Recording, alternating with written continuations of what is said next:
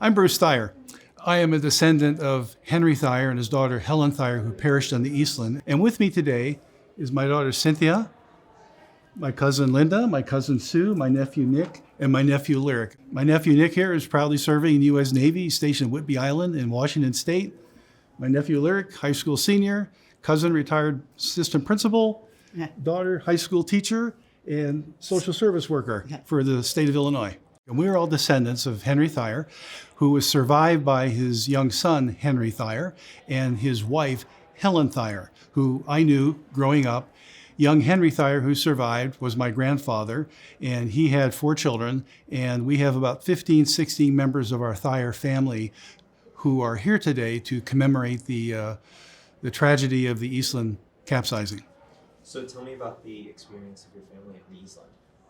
Well, my great-grandfather worked for the Western Electric Company, and he was there with his daughter, son, and wife, and they were on board the Eastland and capsized. The details of their deaths, we don't know, but my great-grandmother and her son survived.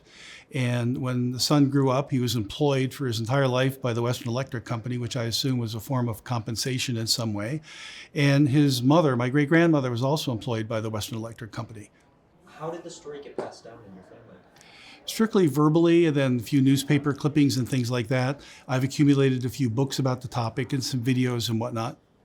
But your grandfather wasn't shy to talk about what happened. He did not talk about it to my recollection. What I recall is my grandmother, his wife, who was not in Eastland involved, telling me the story and other members of my family the story growing up. Do you think that was like a generational thing, or do you think it was trauma, or what do you think was the reason?